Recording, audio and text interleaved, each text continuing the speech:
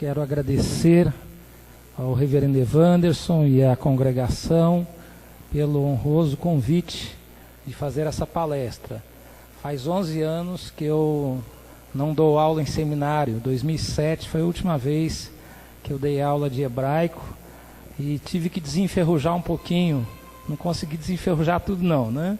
Mas tive que pesquisar um pouco essa semana. Mas quero agradecer por esta oportunidade.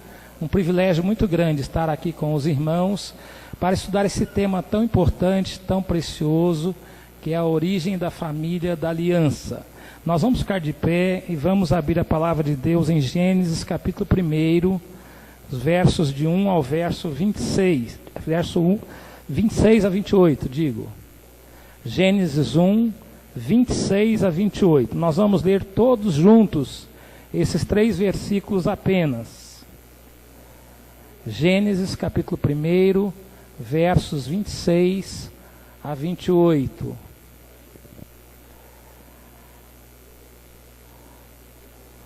Leiamos. Também disse Deus: façamos o homem à nossa imagem, conforme a nossa semelhança.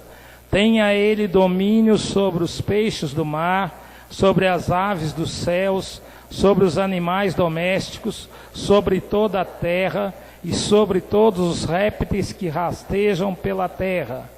Criou Deus, pois, o homem à sua imagem, a imagem de Deus o criou, homem e mulher os criou. E Deus os abençoou e lhes disse: sede fecundos, multiplicai-vos, enchei a terra e sujeitai-a, dominai sobre os peixes do mar, sobre as aves dos céus e sobre todo animal que rasteja pela terra. Vamos orar a Deus. Nós te louvamos, ó Deus, por este seminário, te louvamos, ó Deus, também por esta igreja que acolhe o seminário, te louvamos, ó Deus, pela existência deste centro de estudos teológicos que tem preparado homens de Deus e também mulheres para servir ao Senhor no ministério da palavra. Nós te louvamos, ó Deus, pela oportunidade de estudar a tua palavra nesta semana. Te louvamos porque não é apenas um exercício acadêmico, mas é também um exercício espiritual, de edificação para as nossas vidas. E nós pedimos que o Senhor fale aos nossos corações, às nossas vidas, ó Deus, para compreendermos melhor a tua palavra, para aplicarmos em nossas vidas, em nossas famílias, em nossas igrejas. Fica conosco, ó Deus, em nome de Jesus. Amém. Podeis assentar. Projeta para mim, por favor, aí isso. Pode ir para o primeiro slide, para o próximo slide. Nosso tema, então, é a origem da família da aliança. Pode projetar o slide completo. Salmo 136, versículos 1 a 3. Você lê uma doxologia, que é uma adoração a Deus tríplice. É um salmo que fala sobre a obra da criação.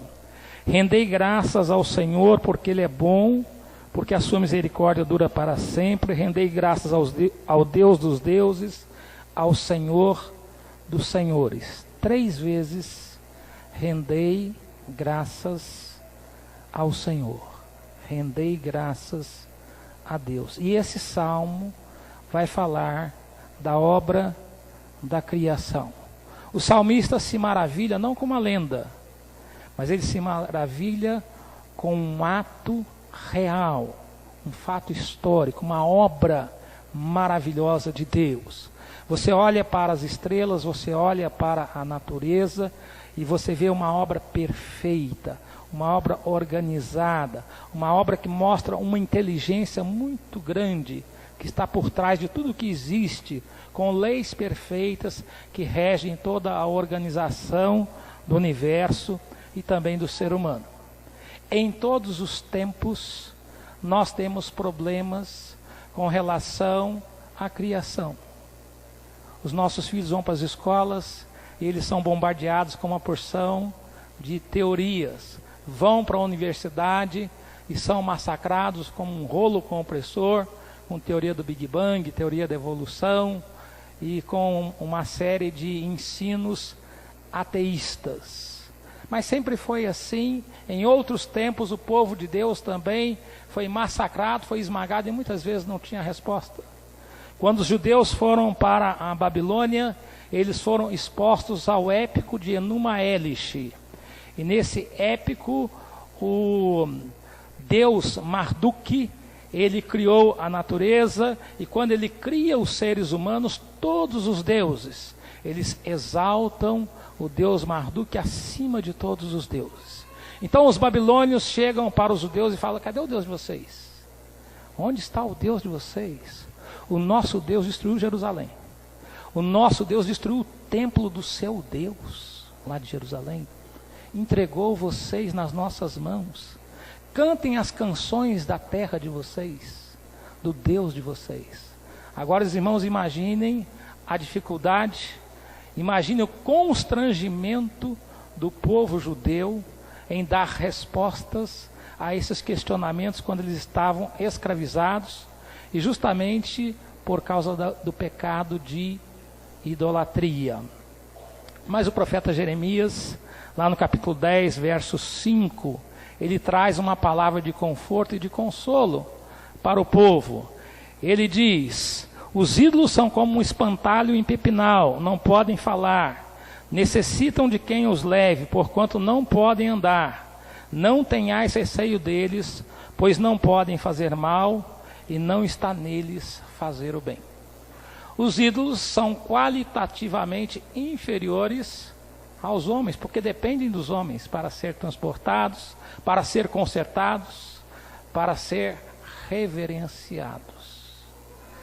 A palavra de Deus, amados irmãos, e somente a palavra de Deus nos apresenta o Deus vivo e verdadeiro. O próximo quadro, por favor. O profeta Isaías faz um desafio aos ídolos e fala para os adoradores de ídolos. Capítulo 41, versos 21 e 22. Apresentai a vossa demanda, diz o Senhor, alegai as vossas razões, diz o rei de Jacó. Trazei e anunciai-nos as coisas que hão de acontecer, relatai-nos as profecias anteriores, para que atentemos para elas, e saibamos se cumpriram, ou fazei-nos ouvir as coisas futuras. Então Isaías está falando assim: consultem os deuses de vocês sobre o passado. Consultem o que os seus deuses profetizaram sobre o futuro e o que cumpriu dessas profecias. E o que eles podem falar sobre o futuro do seu povo. No entanto, mesmo debaixo de grande opressão, de grande constrangimento, o povo de Deus podia ir lá no livro de Levítico, capítulo 26, e dizer: Deus abençoa quando nós obedecemos, mas Ele pune e disciplina quando nós desobedecemos. Por isso Daniel orou: a nós pertence o corar de vergonha, aos nossos reis, aos nossos príncipes, aos nossos pais. Eles sabiam que iam ficar 70 anos cativos lá na Babilônia, por causa do pecado. E a palavra de Deus se cumpriu. O próximo quadro: teorias sobre a origem da família. Tem a mitologia suméria, que fala do deus Enki, o deus das águas doces, e a deusa Ninhursag. De acordo com essa mitologia, o deus Enki se casou com a deusa Ninhursag, teve 3 filhas, houve 9 dias de gestação. Em 9 dias, as 3 filhas já viraram adultas, e aí o deus Enki teve um relacionamento incestuoso com as 3 filhas deusas. E uma delas ficou tremendamente irritada com o deus Enki, enciumada porque ele tomou outras deusas, e a deusa Ninhursag jogou uma praga de morte no deus Enki, mas ela ficou arrependida e pediu para que o deus Enki fosse curado. E é interessante que tanto na mitologia suméria como na mitologia egípcia, os deuses podem ficar doentes, podem jogar pragas, podem morrer, o que mostra que eles não são deuses vivos, deuses dignos de serem confiados, e que eles não têm uma ética e valores que podem transmitir para o povo como o nosso Deus, que é um Deus santo, que se apresenta na Bíblia: não há santo como o Senhor. Eu sou o vosso Deus. Outra teoria que é a comum do nosso tempo é a teoria da evolução, que é ensinada como um rolo compressor, como uma tese científica, mas nós sabemos que não se pode comprovar cientificamente essa teoria, porque ela diz que o homem vem dos macacos, e depois vem do anfíbio, e depois uma molécula vem do nada. E para você crer que uma molécula vem do nada, você precisa de fé, porque não pode ser feito em laboratório. A palavra de Deus fala: sem fé é impossível agradar a Deus. Pela fé, nós sabemos que Deus trouxe à existência todas as coisas que não existiam. A Bíblia diz claramente que o método de nós compreendermos a verdade de Deus é através da fé. A Bíblia não ilude. Mas os cientistas falam assim: nós não podemos aceitar o ensino bíblico porque não é explicado através de um método ou com uma forma científica. Mas a ciência de que época? A ciência em cada época, ela muda a sua linguagem.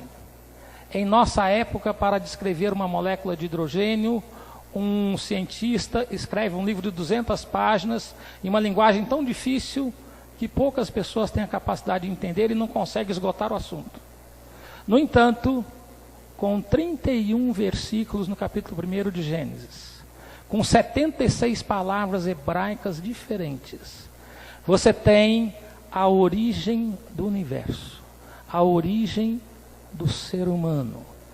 Pode ser entendido pelas pessoas de todos os tempos, de todas as épocas, de todas as idades, de todos os níveis, de todas as nações. E melhor, entendido e crido.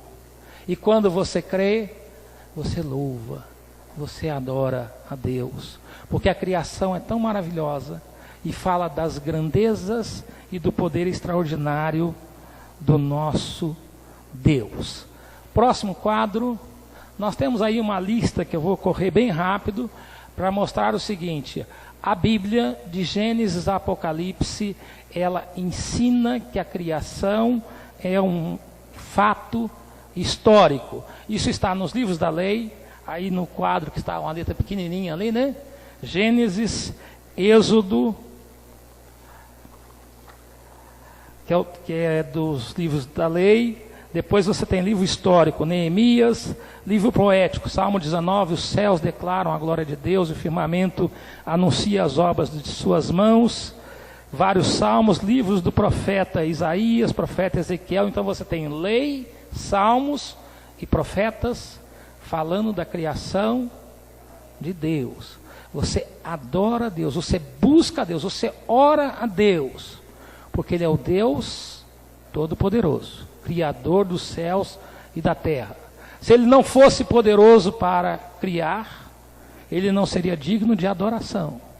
Ele não seria digno da nossa confiança para buscarmos a sua presença. Nos evangelhos, quando Jesus fala do juízo final, Ele fala também da criação. Marcos 13:19.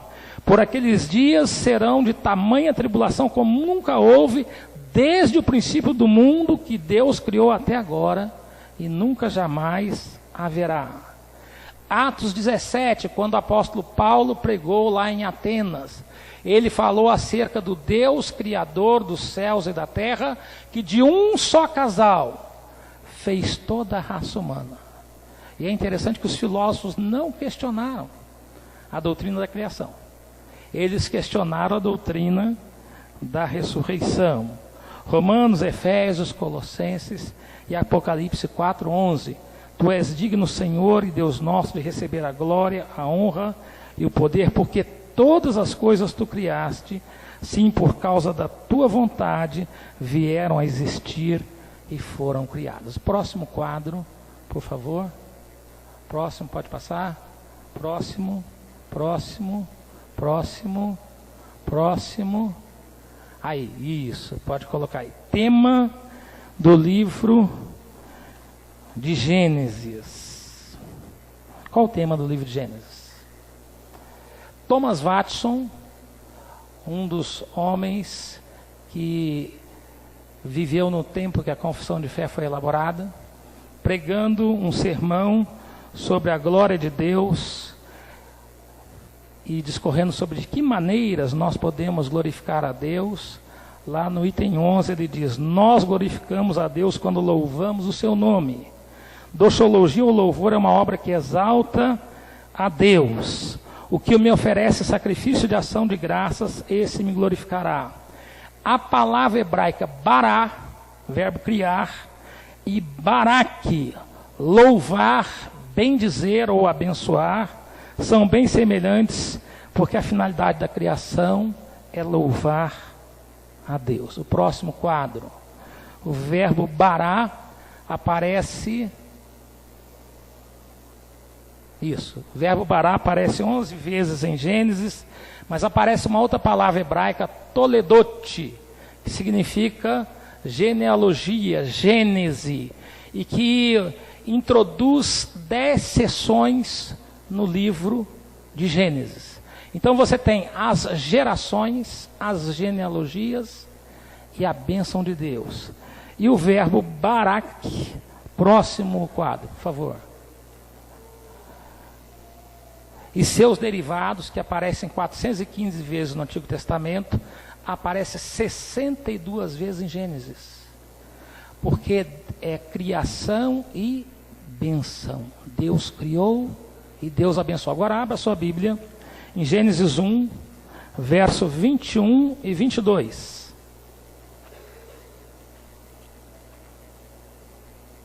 Gênesis 1, 21 e 22. Criou, pois, Deus os grandes animais marinhos e todos os seres viventes que rastejam, os quais povoavam as águas segundo as suas espécies, e todas as aves segundo as suas espécies, e viu Deus que isso era bom.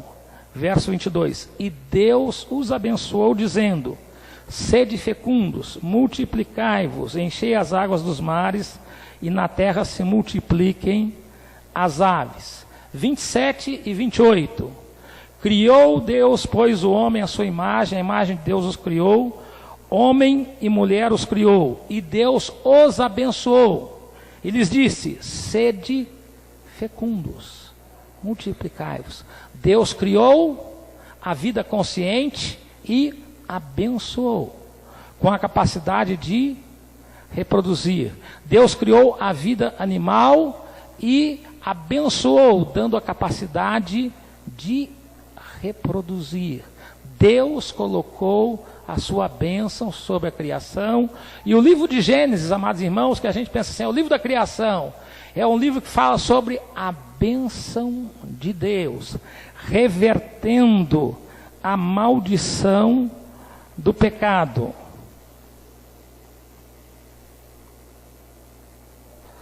Próximo quadro.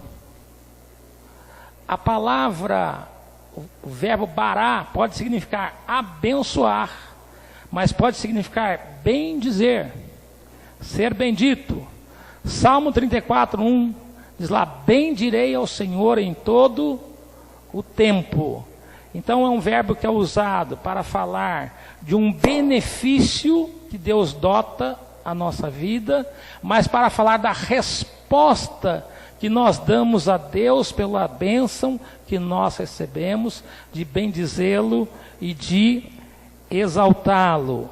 E é interessante, amados irmãos, nós pensarmos que o nosso Deus, que nos abençoou, que dotou a nossa vida de bênção, é um Deus também que reverte a maldição na nossa vida. Próximo quadro, por favor. Pode colocar todo. Eu já falei isso aí, né? Os versos 21 e 22. Aparece a palavra, quando fala assim, Deus formou, criou o homem. é a palavra Adão, que é o mesmo nome de Adão, mas no sentido genérico. Deus criou o homem e a mulher, mas depois usa outra palavra quando fala, criou macho e fêmea, ou homem e mulher, aí aparece a palavra Ishi e Ishá para homem e mulher, para agora fazer a distinção, que tanto o homem como a mulher são imagem e semelhança de Deus. Houve um tempo lá no passado que alguns pais da igreja falaram que só o homem, né, tinha a imagem de Deus. Daqui a pouquinho nós vamos ver o preconceito que havia contra a mulher. Mas o próximo quadro eu quero destacar que Deus reverte a maldição. 5 vezes em Gênesis 1 a 11 fala da maldição. Deus amaldiçoou a serpente, Gênesis 3,14. Deus amaldiçoou a terra, Gênesis 3,17. Deus amaldiçoou Caim, Gênesis 4,11. Noé recebeu esse nome de Noé para ser consolado da maldição de Deus. E Noé amaldiçoou o seu filho Cã, quando ele viu e expôs a nudez de seu pai. Mas aí você vai para Gênesis 12, abre lá, Gênesis 12, 2 e 3. E você vai ver que 5 vezes aparece o verbo abençoar. De ti farei uma grande nação e te abençoarei. Te engrandecerei o nome. Se tu uma bênção, ou seja, tu abençoado. Abençoarei os que te abençoarem, amaldiçoarei os que te amaldiçoarem. Em ti serão benditas todas as famílias da terra. O Deus que nos criou é o Deus que nos abençoa.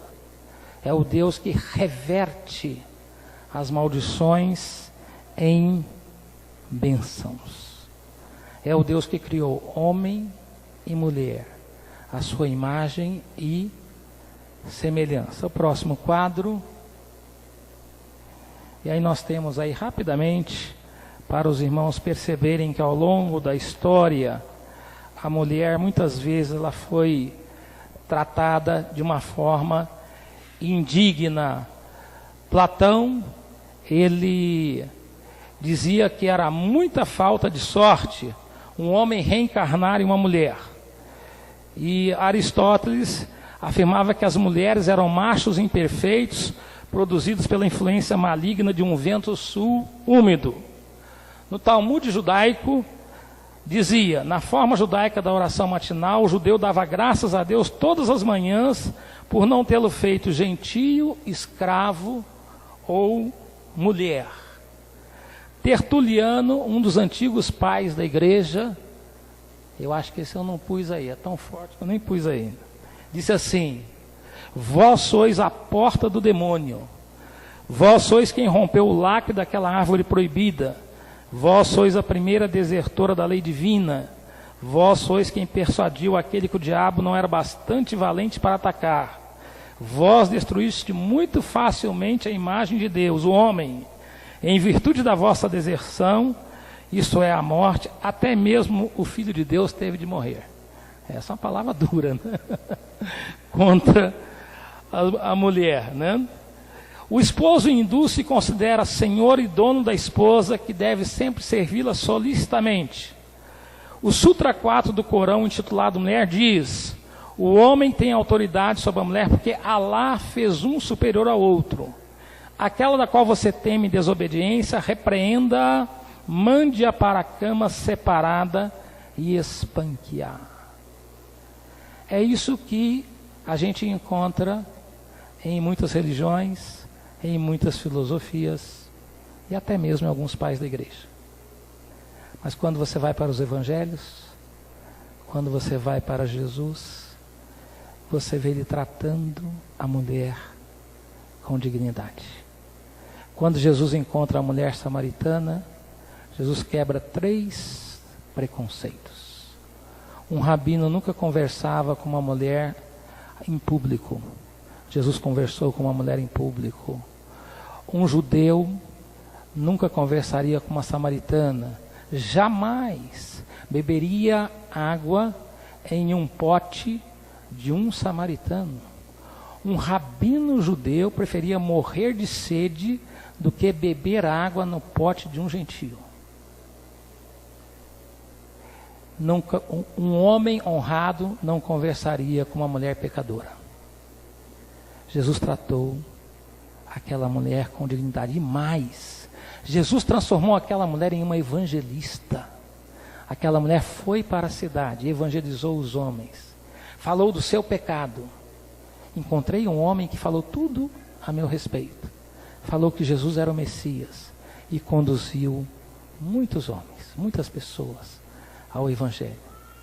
Quando ela falou assim, Jesus falou tudo sobre mim, não precisava dizer o que era, que todo mundo sabia, né?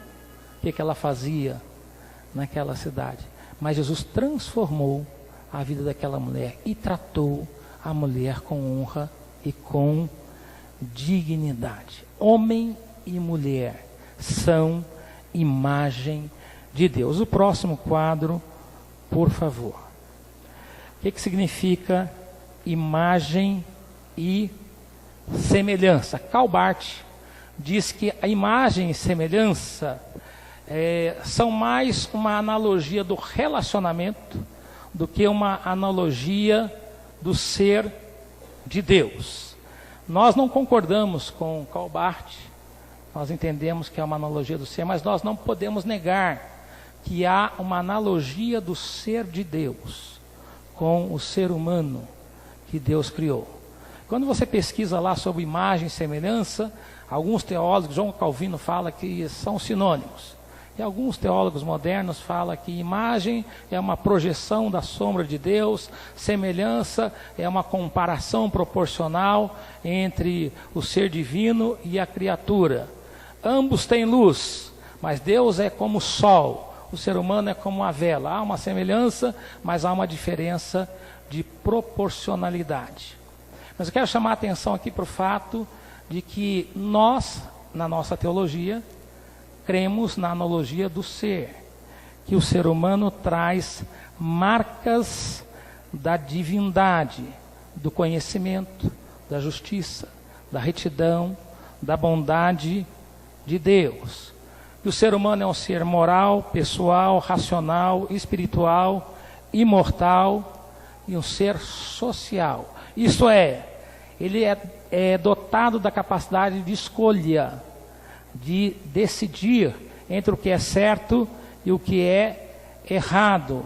É um ser pessoal que tem capacidade de relacionar uns com os outros. É um ser racional que é dotado de inteligência. É um ser espiritual que tem necessidade de relacionar com o ser superior. É um ser imortal que Deus dotou da imortalidade. É um ser social que tem a necessidade de relacionamento uns com os outros. E a analogia do relacionamento nos lembra que a palavra de Deus faz essa analogia. Quando você lê Efésios 5, diz lá, né, a mulher seja submissa ao marido, assim como a igreja deve ser submissa a Cristo. Assim como há um relacionamento de amor entre Pai, Filho e Espírito Santo, esse relacionamento de amor deve marcar o relacionamento marido e mulher, pais e filhos, irmãos na comunidade da igreja e no relacionamento com o próximo em geral. Homem e mulher são imagem e semelhança de Deus, porque Deus não é masculino e nem feminino. Quando você estuda as religiões antigas, tinham deuses e deusas.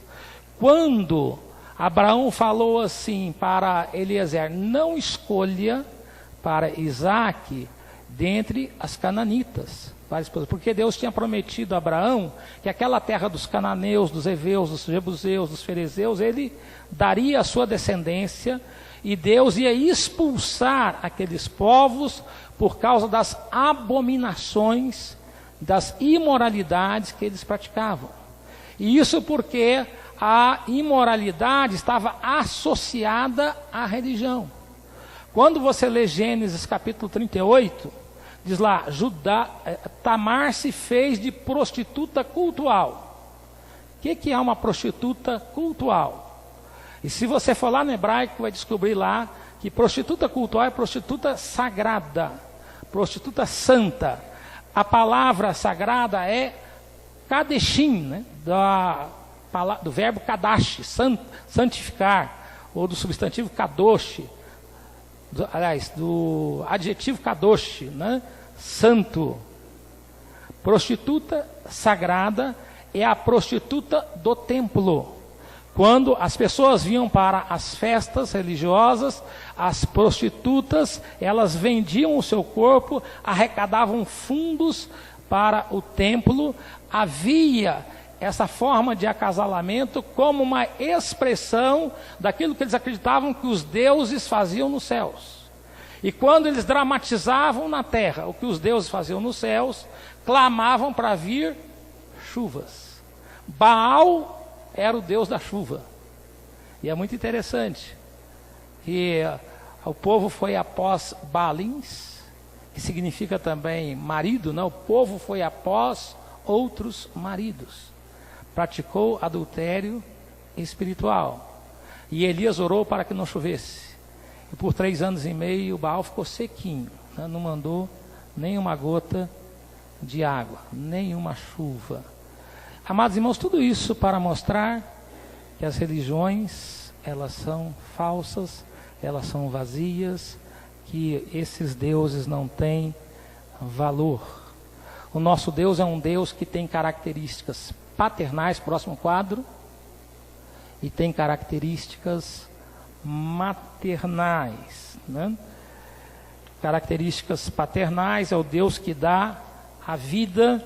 Características paternais na oração do Pai Nosso que está nos céus, na fórmula batismal, batizar em nome do Pai, do Filho e do Espírito Santo. Quando Jesus orou Abba, Pai, que significa Pai querido, que significa paizinho.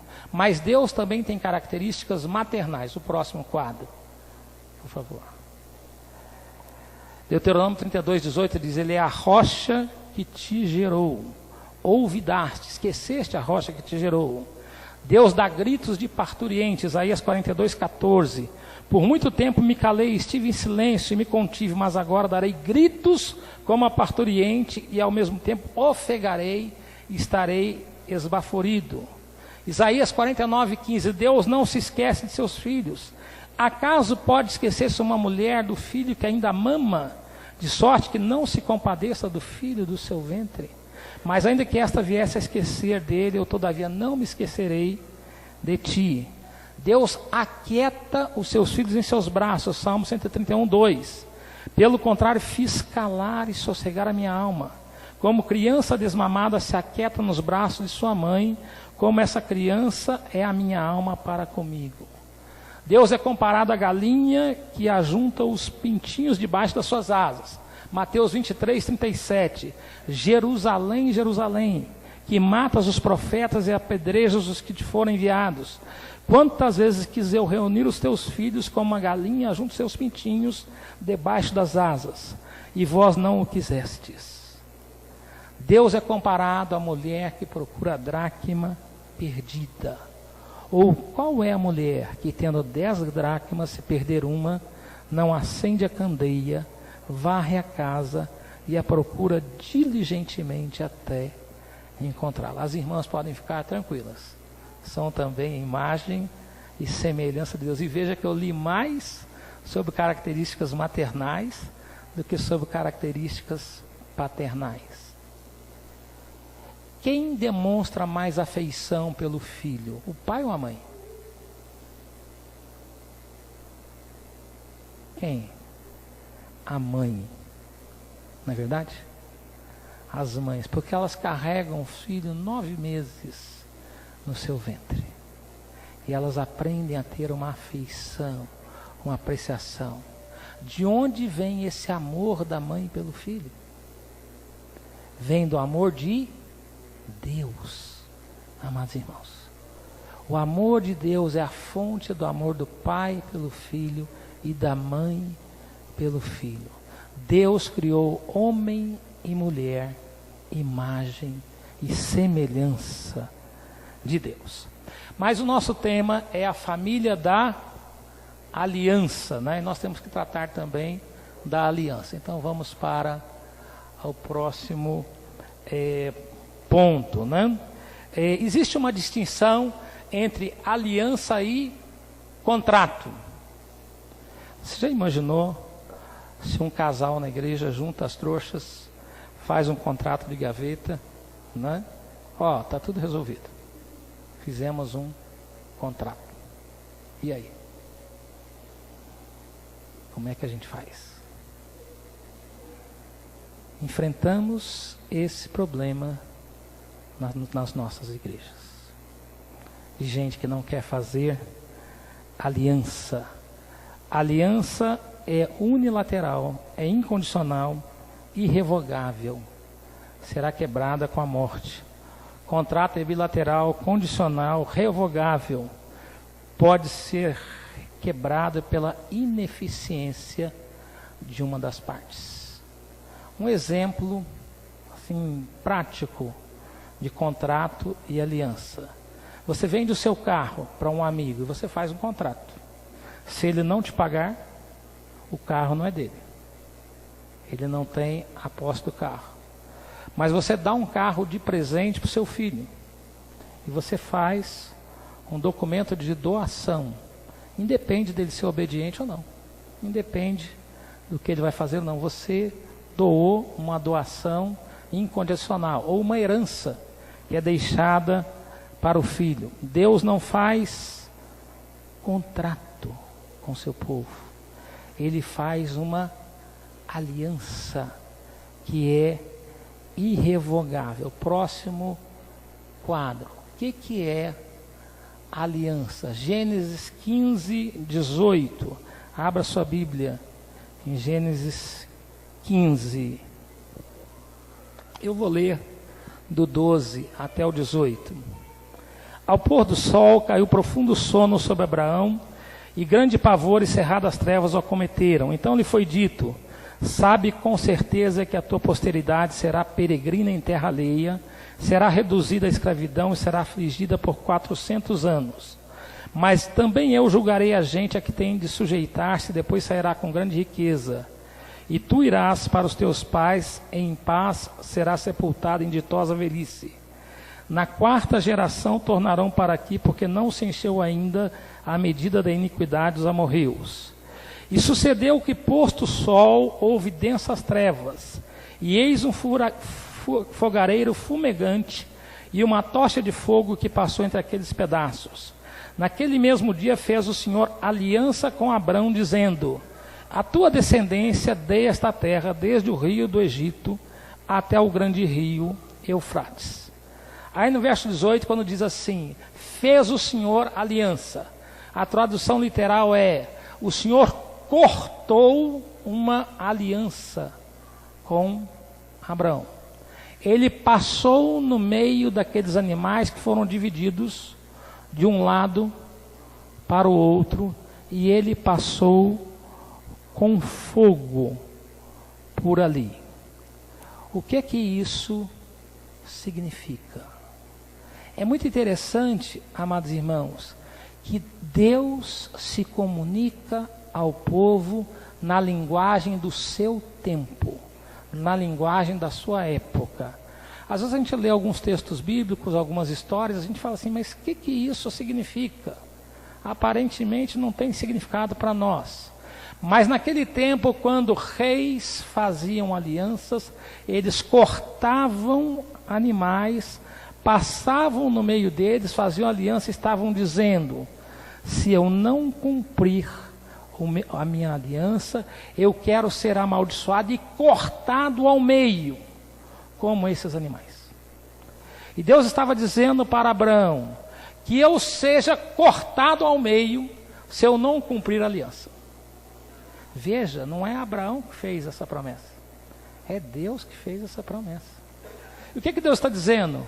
Como é absurdo que Deus morra, é mais absurdo ainda que Ele não cumpra a sua palavra, Ele não cumpra a sua aliança, a sua promessa. Deus é fiel à sua promessa, e Deus se comunica na linguagem do povo do seu tempo. amados irmãos. Lembra da história de Jonas? Deus falou com Jonas, Jonas vai para Nínive. E Jonas foi 4.000 quilômetros para outro lado, completamente diferente. Você faz a pergunta assim, mas Deus não sabia que Jonas ia ser desobediente? Será que Deus não sabia que Jonas ia ser rebelde? Sabia, por isso mesmo mandou Jonas. Porque o Jonas foi lá, pegou o navio, aí houve a tempestade, aí o submarino vivo lá do peixe trouxe o Jonas, vomitou na praia, o Jonas começou a pregar lá em Nínive. Aí você lê lá uma coisa espantosa, o rei ouviu o Jonas pregando e creu. E o rei fez um decreto, que o povo todo fizesse jejum, pusesse pano de saco, inclusive pusesse pano de saco até nos animais. E lá fala assim, até os animais, Deus guardou daquele povo. E sabe por que o rei creu? Porque eles acreditavam que os deuses vinham do mar, que eram meio homens e meio peixes. E quando eles perguntaram, o rei perguntou, quem é esse Jonas? Olha, ele foi vomitado na praia por um peixe lá e saiu vivo. Falei, então pode crer nele, porque é verdadeiro. Deus conhecia a mitologia dos ninivitas, e Deus usou, amados irmãos, a cultura deles, e criou uma circunstância, uma situação, para que a palavra de Deus tivesse impacto no coração daquele povo. Então Deus está atento até aos métodos de comunicação do nosso tempo e de cada época, para comunicar a sua palavra, para comunicar a sua verdade. Deus é fiel à sua promessa e Deus é criativo na maneira de comunicar a sua verdade para alcançar, para atingir o coração das pessoas. O próximo quadro, sinal da aliança. A aliança foi estabelecida com Abraão e sua descendência através da circuncisão, porque os filhos lá no Antigo Testamento são membros do povo de Deus. Aí algumas igrejas não batizam crianças. Alguns irmãos nossos, né? Pentecostais, batistas, a quem nós devemos ter todo o respeito, né? Tratá-los como irmãos, né? Lembre-se que esses irmãos nós vamos abraçá-los no céu, viu, irmãos? Né? Muitos são arminianos, mas nós vamos abraçá-los no céu. Então, tenhamos a nossa convicção firme, mas com todo respeito para com os irmãos de outra denominação. Mas temos que ter a nossa convicção. Uma criança do Novo Testamento deve ser considerada membro do povo de Deus? A do Antigo Testamento era, através da circuncisão. As do Novo Testamento, Jesus disse, delas é o reino dos céus. Pedro disse, a promessa é para vós e para vossos filhos. Paulo disse que o batismo é a circuncisão de Cristo. Então, elas devem ser consideradas, porque Deus está interessado na salvação das famílias completas, das famílias inteiras. Quando o carcereiro estava lá no cárcere, houve um terremoto, as cadeias se abriram, ele ia se matar. Paulo disse, não faça isso. Então o carcereiro disse, que farei para ser salvo? E Paulo disse, crê no Senhor e será salvo tu e tua casa. Jesus entrou em Jericó, Zaqueu estava na árvore e disse, Zaqueu, desce depressa, porque hoje eu vou pousar em sua casa. Aí ele vai na casa de Zaqueu, aí Zaqueu resolve dar metade dos bens aos pobres, devolver aqueles a quem ele fraudou, e Jesus disse, hoje houve salvação nessa casa. Veja, não é só em Zaqueu, na casa de Zaqueu. Quando nós batizamos os filhos da nossa igreja, amados irmãos, nós lembramos que Deus fez uma aliança com Abraão e com a sua descendência, que nós somos filhos de Abraão através da fé. Veja o que Jesus falou para Zaqueu, hoje houve salvação nessa casa, pois este também é filho de Abraão. Deus está interessado na salvação da casa inteira. Então nós devemos orar, Nós devemos ensinar os nossos filhos crendo que eles vão reconhecer a Jesus como Senhor e Salvador das suas vidas. Mas nós devemos orar pela esposa que não é crente, pelo marido que não é crente, pelos filhos que se afastaram da igreja, crendo que Deus vai restaurar. Eu estava em Pelotas, no Rio Grande do Sul, começamos a orar todos os dias às 6 horas da manhã. Um frio de 3, 4 graus mais ou menos. Eu e o irmão Paulo Goski. A cidade tinha 1.000 centros espíritas e 70 igrejas evangélicas. A igreja fazia convites, uma semana distribuímos 1.700 folhetos em vários quarteirões. Domingo não tinha uma alma na igreja. Nós oramos pela conversão da esposa do seu Paulo, dos filhos do seu Paulo, da filha do outro irmão que chamava Paulo, e várias pessoas. Eu fiquei 2 anos lá, não vi resposta de muitas orações que fiz.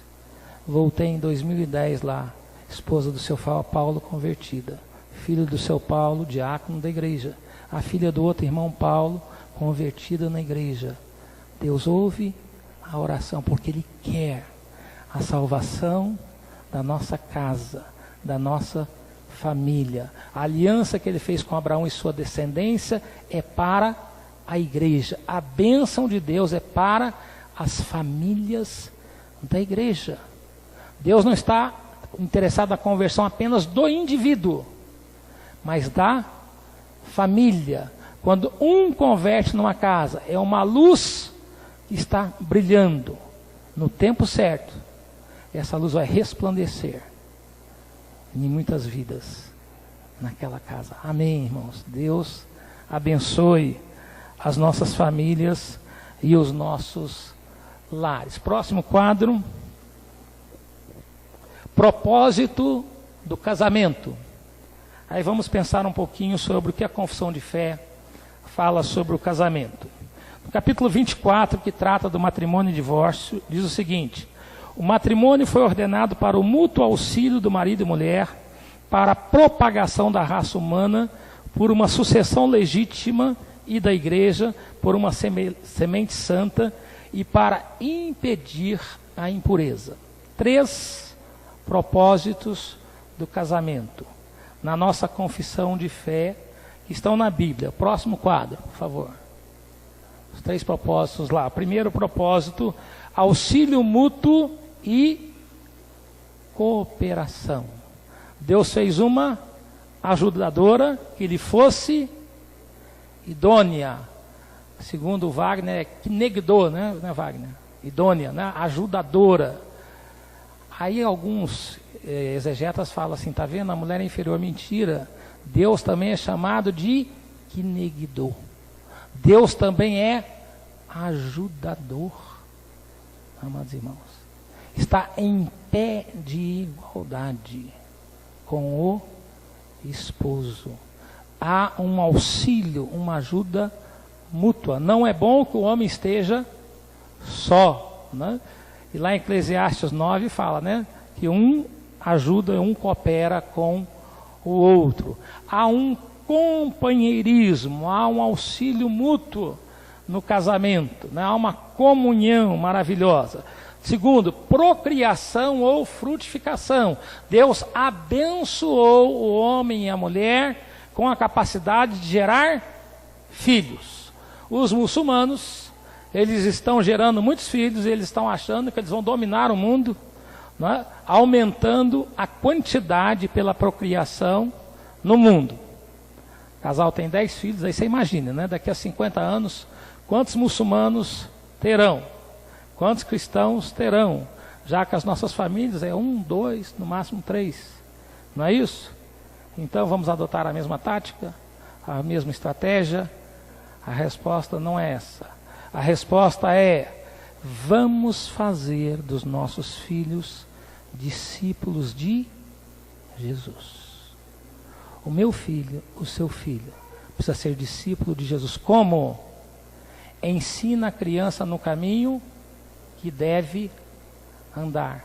Ensina é equipar, treinar, dá a ideia de uma constância, de uma continuidade em nós ensinarmos. Só há ensino quando há aprendizado. O verbo hebraico lamad significa tanto ensinar quanto aprender. Às vezes você ensina o seu filho e não aprende. Às vezes você repreende o filho, mas não corrige. Quando você repreende o filho, ele faz birra, ele está rebelde, tem que corrigir a reação. Tem que restaurar a autoridade do pai nos filhos. Não através da violência, não através da brutalidade. Tem hora que é necessário a vara, mas através do diálogo, através da gentileza, através da diplomacia, através de uma palavra sábia para o filho e com amor. Uma vez o meu filho estava rebelde, difícil.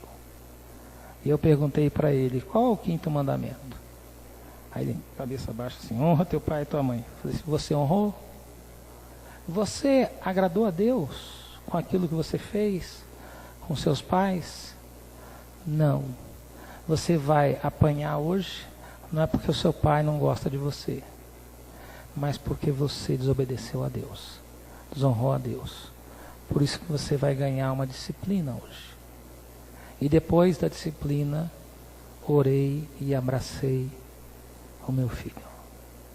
Nós temos, amados irmãos, que conquistar a autoridade do coração dos filhos para gerar discípulos de Cristo que vão espelhar a imagem de Deus. Terceiro lugar, impedir a impureza, né? Esses 2 últimos pontos, em muitas igrejas não tem sido mais pregado, né? Especialmente nos Estados Unidos, né? Em grandes centros, né? Falar de procriação, hoje o culto ao corpo aí para muitas mulheres leva a não desejar ter filhos. Falar de impureza, de imoralidade, de adultério, não dá ibope, não é verdade? E o pastor pegou pesado hoje, né? Um dia eu preguei sobre esse assunto, uma irmã lá na porta, que a vida dela não estava muito correta com Deus. Pastor, eu só podia pregar igual um outro pastor que pregava aqui, que contava a história da novela das 8 e fazia umas aplicações, né? Então, podia pegar mais leve, né? Fazer uma pregação mais light, né? E não essas pregações pesadas que tem por aí, né? Nós temos que falar, amados irmãos, sobre a impureza, né?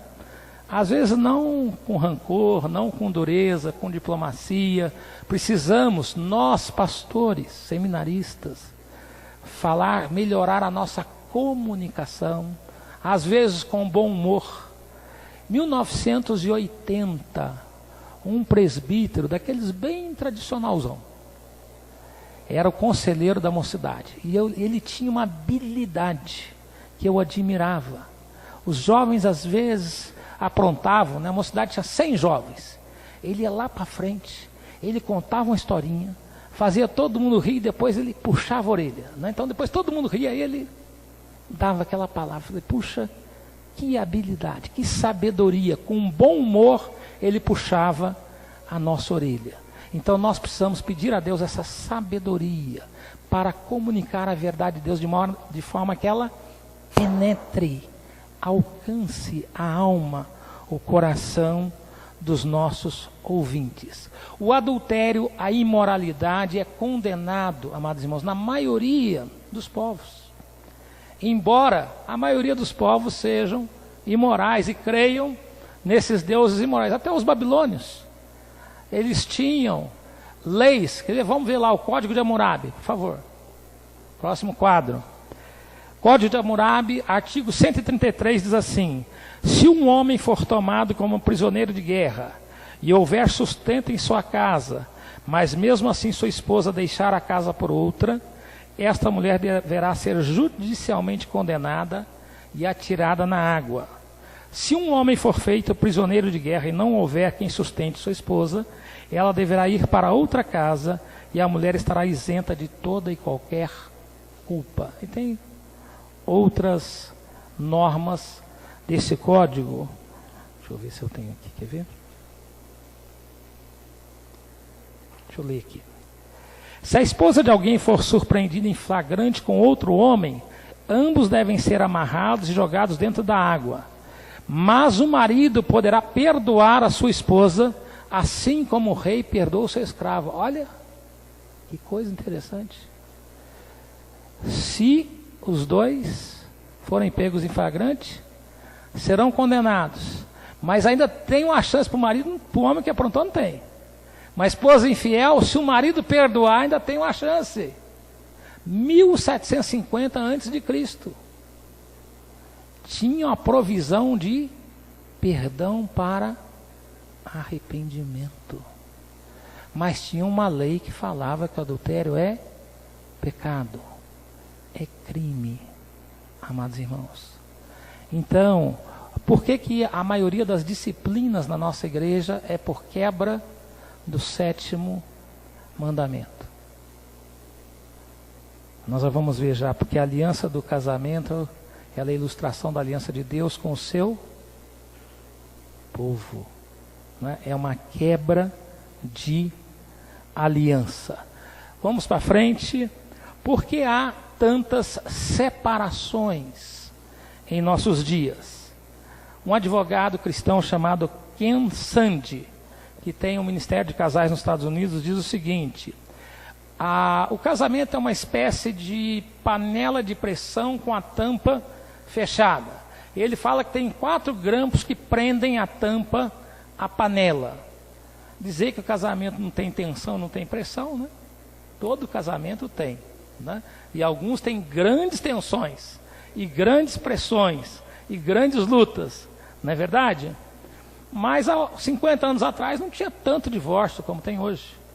Em 1978, a minha tia desquitou, porque o marido agredia ela. Minha tia crente, desquitada, era vista como uma mulher de segunda classe. Ela não estava errada, mas ser desquitado naquela época era ser uma pessoa desprezada. Ela sofreu muito por causa disso.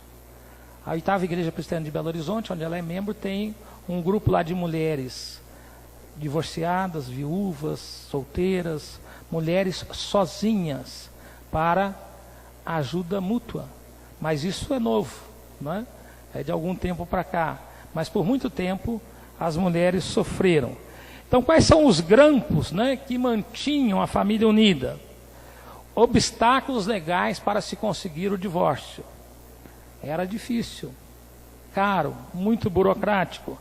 A desgraça social para as pessoas que se separavam, porque era motivo de forte preconceito. A pressão financeira, especialmente para a mulher, cuja maioria não trabalhava fora de casa. O posicionamento da igreja, que exercia grande autoridade sobre a consciência das pessoas. Todas essas coisas foram relaxadas, e por isso hoje o grande número de separações. Próximo quadro: casamento como figura da aliança. E aí nós temos vários textos bíblicos que mostram o casamento de um homem como uma mulher, como uma ilustração do pacto que Deus fez com o seu povo. Isaías 51. Eu vou ler esse texto aqui.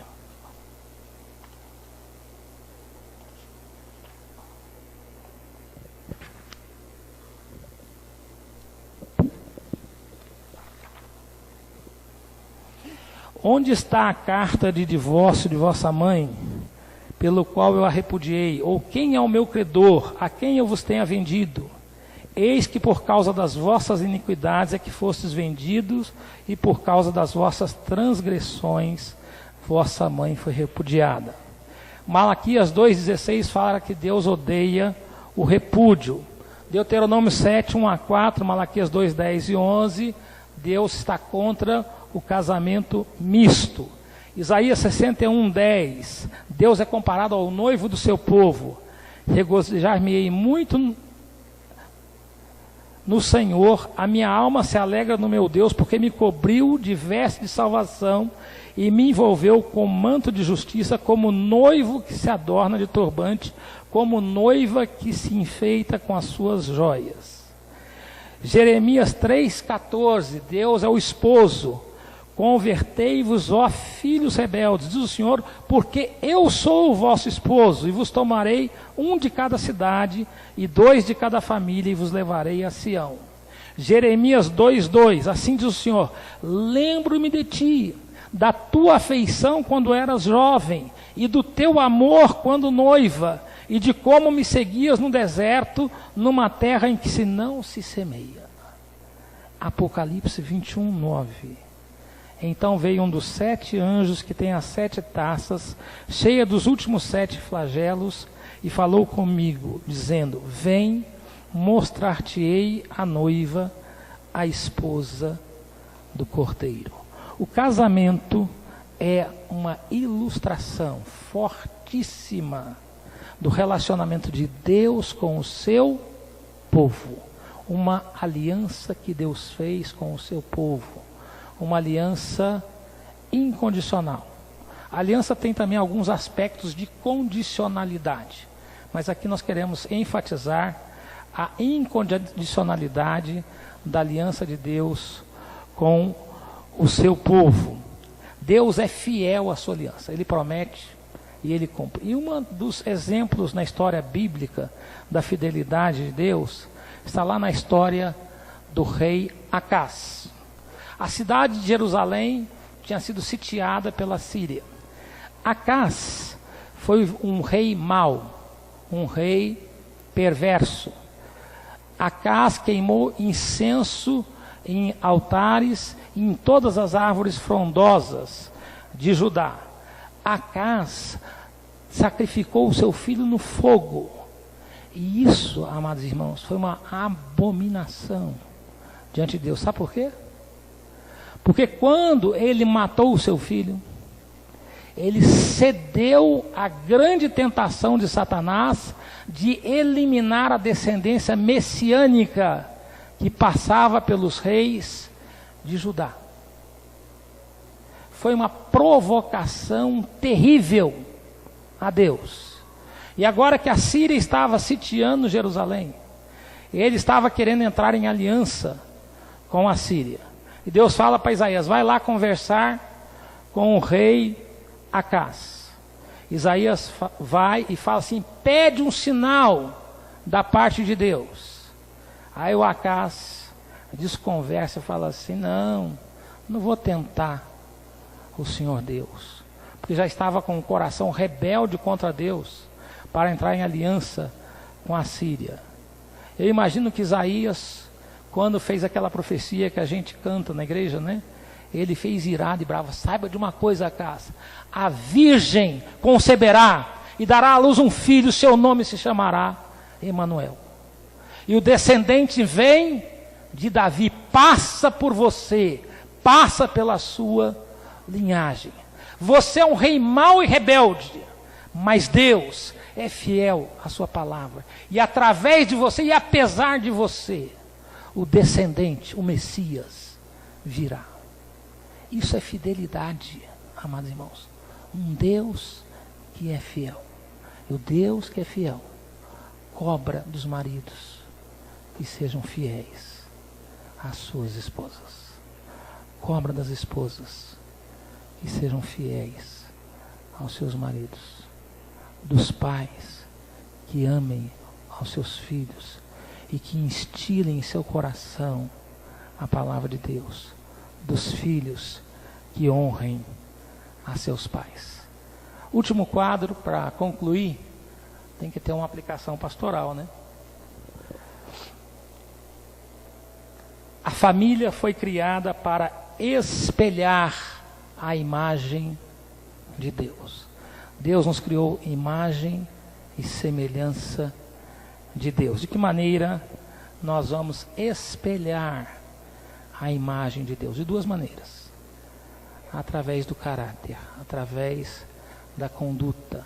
E você e eu contamos com a presença maravilhosa e abençoadora do Espírito Santo de Deus, que transforma a nossa vida de glória em glória na imagem do Filho de Deus, de Jesus Cristo. Então, através do nosso caráter, de uma vida transformada, espelhamos a imagem de Deus, mas também através do nosso relacionamento. Relacionamento marido e mulher, relacionamento pais e filhos, relacionamento entre irmãos, relacionamento com o próximo. Nós precisamos de orar para que Deus nos encha do Espírito Santo e para que Ele aumente em nós o amor uns pelos outros.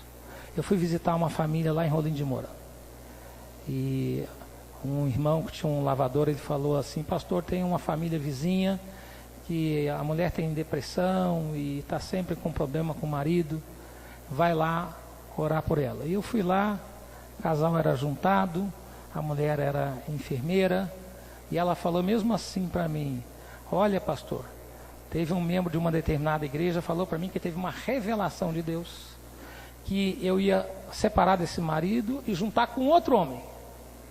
Aí eu falei para ela: pode ter certeza que não foi do Deus da Bíblia essa revelação, porque o Deus da Bíblia fala que Deus odeia o repúdio. Aí eu falei para ela: a senhora já orou a Deus para amar mais o seu marido? Eu falei: nunca orei. Quer que eu ore por você? Quero. Era uma sexta-feira. Eu orei por ela. Sabe o que aconteceu? Fazia tempo que ela não relacionava com o marido. Domingo estavam os dois alegrinhos na igreja, todo feliz, todos os dois, né? Então Deus coloca amor nos nossos corações uns pelos outros, né? A família foi abençoada para espalhar a imagem de Deus, né? Com a capacidade de criarmos os nossos filhos à imagem de Deus, e Deus nos chama a fazer dos nossos filhos discípulos de Cristo. Isso significa que nós temos que gastar tempo com os nossos filhos. Ontem terminou a escola dominical, um irmão da igreja me perguntou assim: pastor, como é que uma família, o homem trabalha o dia inteiro, os filhos estudam, trabalham, não tem tempo, como é que vai ter tempo para ler a Bíblia, orar uns com os outros, para ensinar a palavra de Deus? Aí eu falei assim, conheci uma família lá da cidade de Paraná, muita amiga nossa, e a gente ficava na casa deles, 6:30 da manhã, na hora do café da manhã, lia a Bíblia, o texto da lição, todos oravam, 10 minutos, todos os dias, instilando o temor de Deus no coração dos filhos, para torná-los filhos de Deus, discípulos de Jesus Cristo. Sabe, irmãos, a aliança de Deus é uma doutrina maravilhosa da nossa igreja presbiteriana. Às vezes alguns dos filhos desviam da igreja, não é verdade? Lá na minha igreja tem alguns filhos que estão desviados. Nós estamos orando por eles. Mas sabe o que está acontecendo? As avós trazem os netos na igreja. E sabe o que acontece? Os netos evangelizam os pais. Um menino chegou no quarto dos pais, deitou na cama com ele de 6 anos. Falou assim: pai, o senhor ama Jesus? Ele: amo. Mas o senhor não vai na igreja, pai? Como é que o senhor ama Jesus? Os olhos encheram de lágrimas. E ele veio para a igreja, converteu. O irmão falou para mim, um menino de 4 anos, falou para um pai da igreja metodista Osleiana: pai, eu quero me batizar, quero que o senhor também batize. E ele falou com o irmão da igreja: olha, meu filho está falando que eu preciso me batizar, meu filho está pregando para mim, e eu vou me batizar. E eu creio que eles não creem na doutrina da aliança, mas funciona lá também, porque é bíblica. Louvado seja Deus. A família foi santificada para proteger a imagem de Deus, né? Estamos lá no capítulo 2, 3, né? Deus descansou da sua obra e santificou o 7º dia, né? Para descansar e lembrar de tudo que Ele fez. Nós precisamos santificar. Não é tanto o dia. Jesus falou assim: Deus fez, como é que é? Ele não fez o homem por causa do sábado, mas fez o sábado para o bem do homem, não é? Então não é o dia em si que é santo, mas é nós que somos santificados. no dia do Senhor, mas também nos outros dias. Todos os dias é dia de nós santificarmos, protegermos a família, protegermos a imagem de Deus, através do cultivo da vida espiritual, continuamente. Mas também através do cultivo da vida cultural, intelectual, ensinando os filhos a ler, ensinando os filhos a trabalhar, através do cultivo da vida social, né? Do lazer, da política, do trabalho, né? Então nós temos que equilibrar vida espiritual, vida social, vida cultural, amados irmãos. E a palavra de Deus, quando ela fala para santificar o dia do Senhor, está falando, dá uma parada. Você precisa de ter tempo para adorar a Deus, mas para brincar com seu filho. Brincar com seu filho é trabalho, é um trabalho que louva, que glorifica a Deus. É um trabalho que descansa a nossa mente, a nossa alma. Estabelece um relacionamento de amor, de confiança, de vínculo que agrada, que abençoa, que santifica. Que Deus nos abençoe. Muito obrigado pela atenção dos irmãos. Deus abençoe a cada irmão.